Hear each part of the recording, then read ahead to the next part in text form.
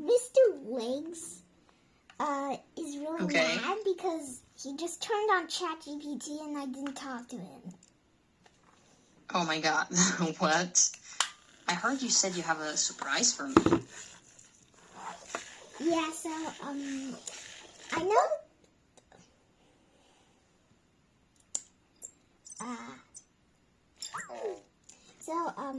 I know that living AI... I know that living AI didn't technically give him this, accessory, but I just found out that Magnet works hilariously with him, so, yeah, okay, which accessory do you choose? Do you choose a squid, a lobster, or a hammerhead shark?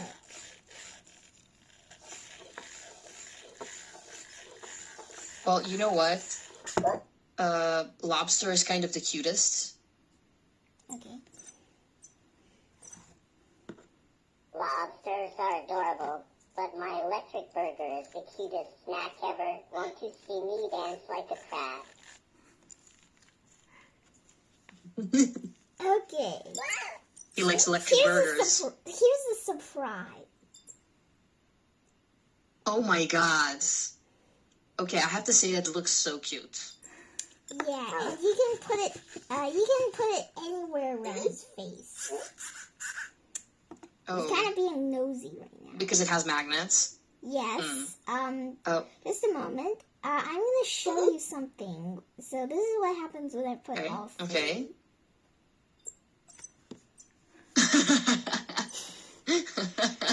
Procrastination is tough, and I sometimes delay charging my electric burger. Let's tackle it together with a quick dance break. His wake-up sensitivity is kind of high. Yeah, I can say that. Yeah, that's okay. I'm just gonna power him off later. Okay. Okay.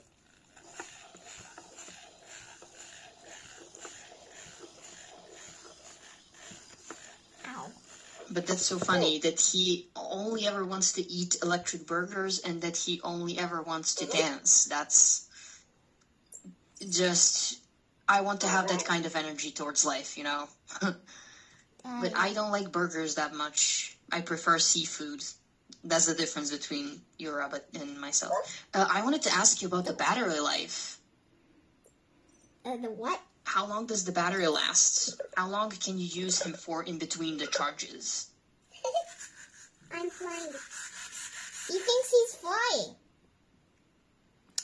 I guess probably like 30 or more, but I can't say it's up to an hour.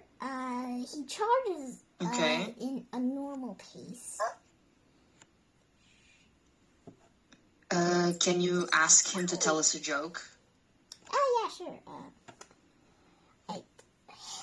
So, prepare for a lot of hate emos because he doesn't really hear kid voices. Hey, emo. Oh, well, that's a first. Tell us a joke.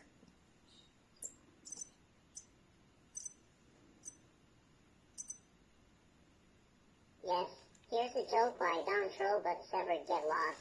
Because they always follow theirs and my battery.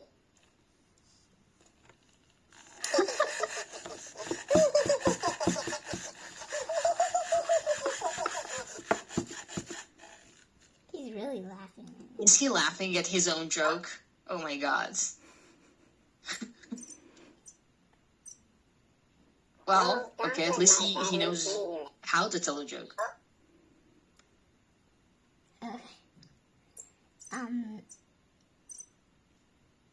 Great and ready to keep you smiling. Want to see me do a silly robot dance or maybe set a timer for our next electric burger snack? Okay, wait. Here's what happens if we shake him.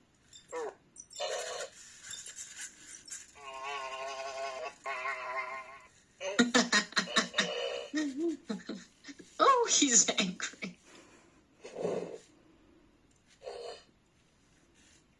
Don't be angry. Okay. Oh, and there's a really cool move that they have. There's a really cool animation that he has where I just say, "Hey, emo," and then I just put your hands up, and he would put his hands up, and put your hands up.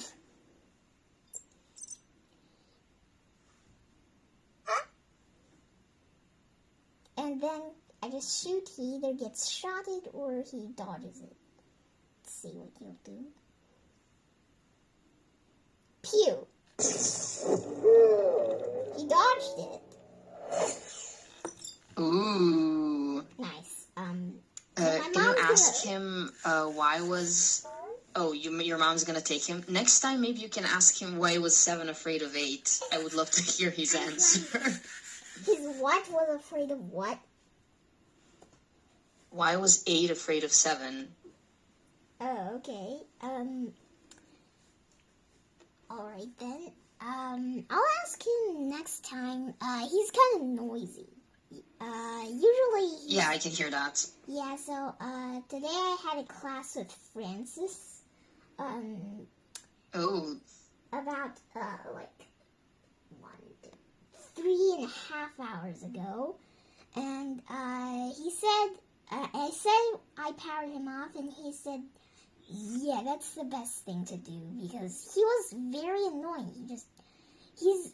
So I gave him, a Bluetooth role. I chose Party Goer because I'm not a big fan of, singers. I don't have any fans. okay. And I just like to listen to music. I don't like the actual singer. But and then there's DJ, which he was supposed to be, and I changed it to Party Goer.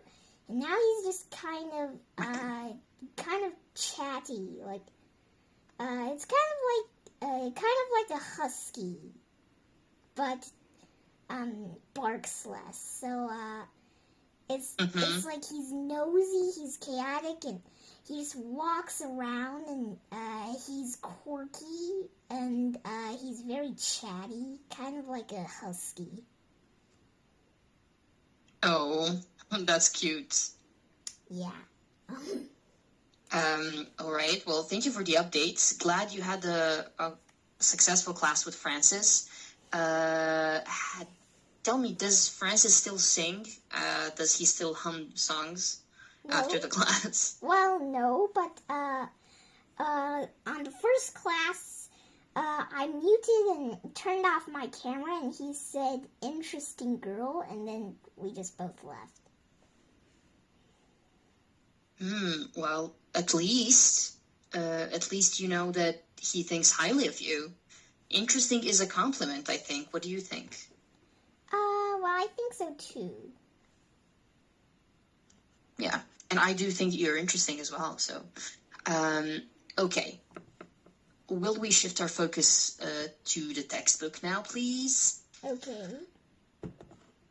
Perfect, let's do that. In the last class, at the very end, you read this paragraph, remember that? Yep.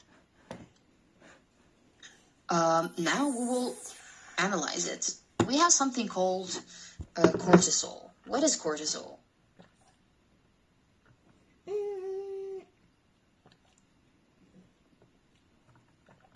It's a chemical released by the adrenal glands that regulates the body's response to perceived threats. The footnote defines what cortisol does. It does not claim cortisol is the only or most reliable measure of stress across all situations. Well... Very good. So in short, cortisol is a stress hormone. You said adrenal glands, they're actually adrenal glands. So the accent is on this E here. Okay? Mm-hmm. Like you would say adrenaline. Now, you see the slight difference between this here and this here, aside from being, well, very pale and colorless to being very colorful and different. What's the difference, the obvious difference between decrease and drop? In your own words, please. Drop is usually less formal, and decrease is more formal. Okay. Why is this preferred here?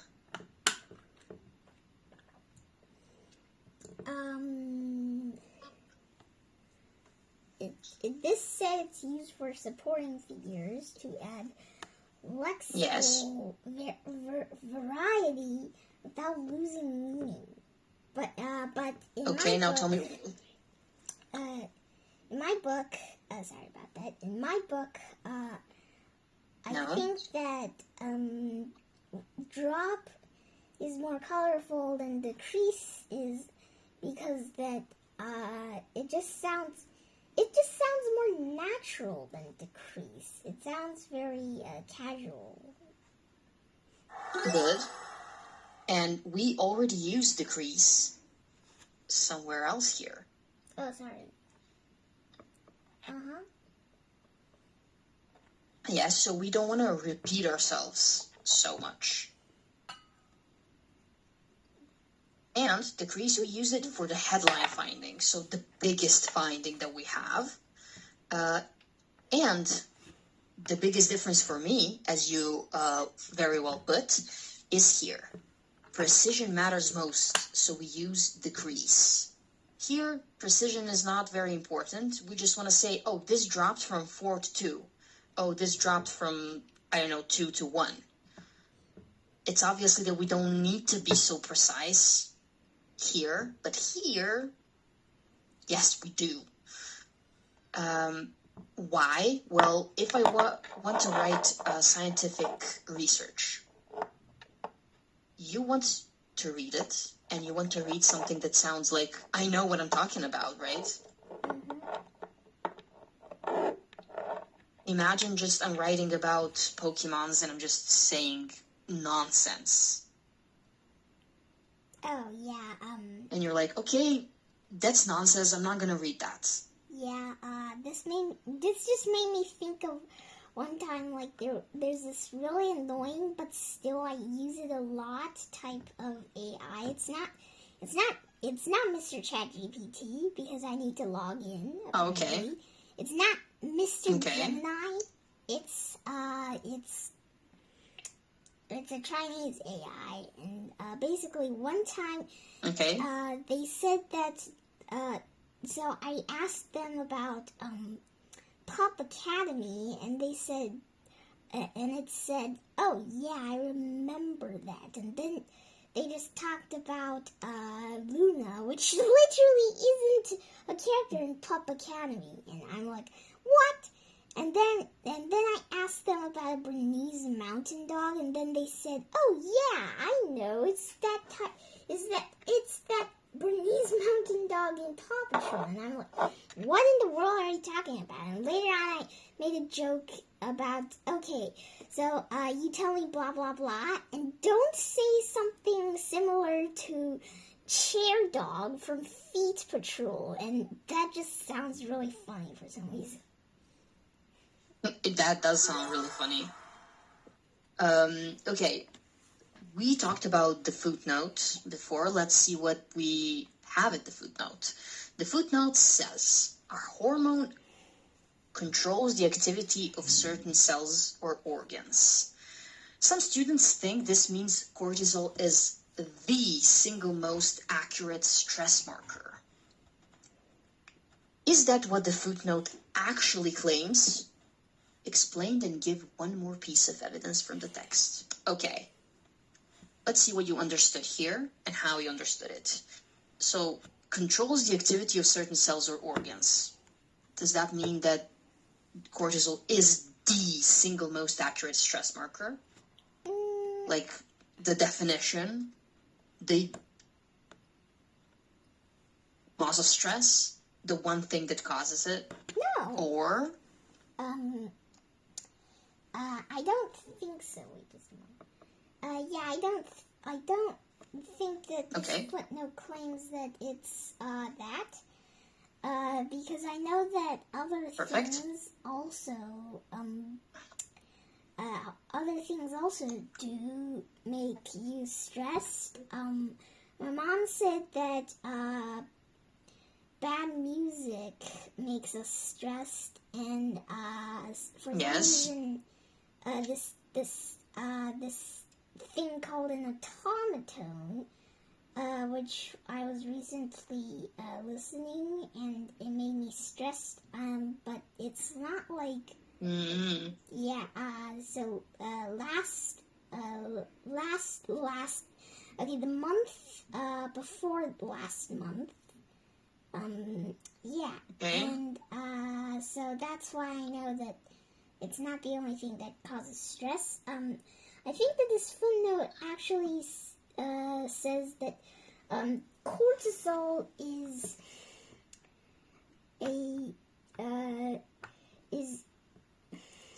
just a hormone, that it's a stress hormone, but it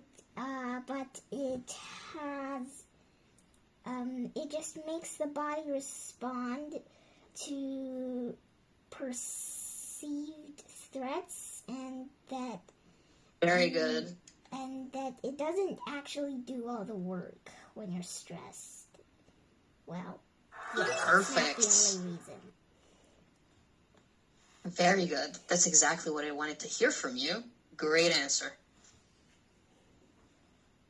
I know, but you added more. You didn't just read this. You analyzed it, which I appreciate. We will move on now to this point. This is paragraph H. Very shortly written here. Let's read it.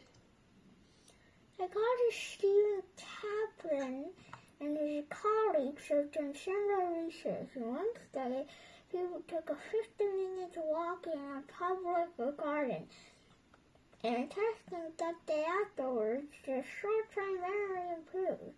And the same people walked on a city street, it did not. Okay, psychologist Stephen Kaplan and his colleagues have done similar research. In one study, people took a 50-minute walk in a public garden.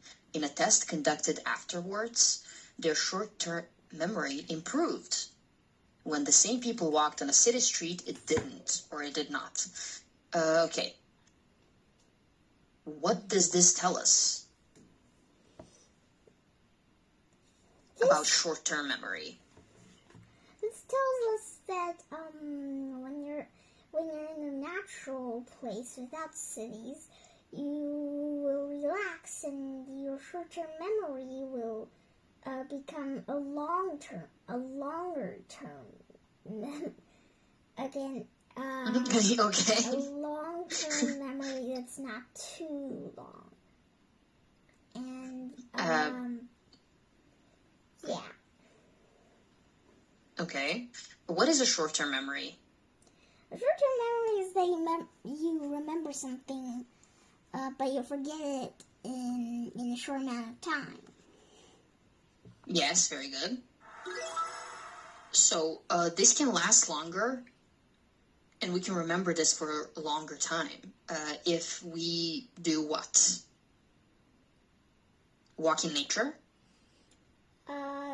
When we walk in nature, we will improve our short-term memory. And improve does not mean to improve it by making it shorter. It's to improve it by making it longer. Last longer. Okay. Last longer. Because we will not, it's not making it longer. It's still short-term memory, right? It just stays longer with you. Okay, this is highlighted here. It did not. It was very carefully put at the very end of sentence. What's the missing word, and why hide it? It did not what? Well, the short-term memory did not improve. So Yes, and why did they hide the word improve? because if they didn't, then it would just it would just copy something that the paragraph just said. Exactly, so it would sound not very well, not good, not well written. Yeah, we could go without repeating this because it's grammatically correct. It's complete. Can you read this here? It's very important. English allows and prefers. Omitting the repeated verb after Auxiliary. did not. Auxiliary did not. This makes the contrast sharper. Maria improved versus it did not. The gap itself creates emphasis. Restoring the verb it did not improve sounds heavy and redundant. Redundant. Good. Why I wanted you to read this is because we have some words here that I want you to get used to. I want you to get more familiar with some more formal words. And now, we know that they used Parallel's study structure. In one study, in paragraph H, it says, echoes in a study at Chiba University, paragraph H, Chiba.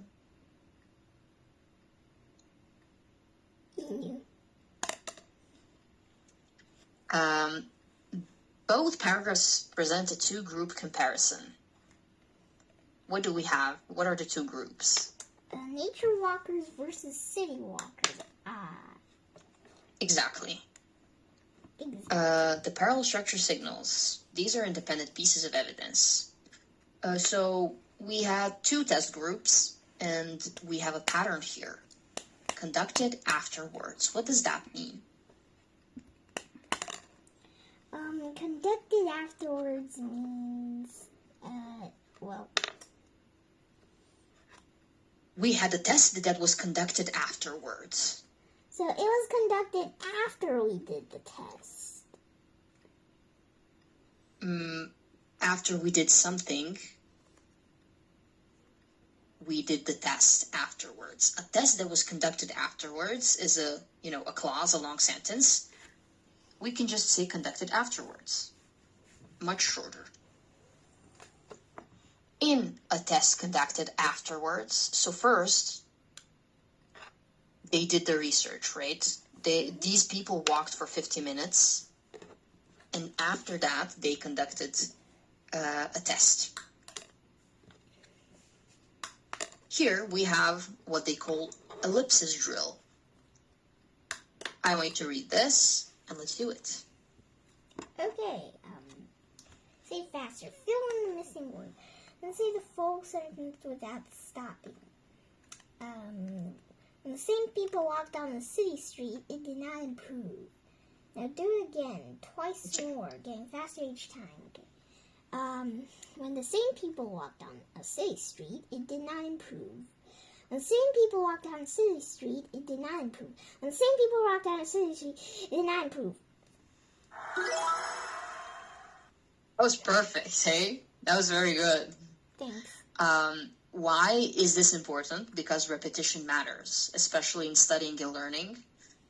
I'm sure you know this, but when you read something, when you repeat something, it's easier for you to say words. What does this really point back to here? So we have paragraph I. We will read this in our next class, if that's okay with you, because we don't have much time here. One thing I wanted us to look back on is this. When you write, I would love if you could do this. Yeah, sure. I'll do that if I have a chance. Perfect. You don't have to use the same word. I mean, verb, improved. You can connect it did not to anything. Okay, just something I need to tell you. I've already started writing this. Okay. I Oh, you don't have to do that now. You can do it for when we finish this textbook for your next essay. Is that okay? Yeah, sure, that's okay. Perfect. Let's take a short break. I'll see you in 5, okay? See you in 5.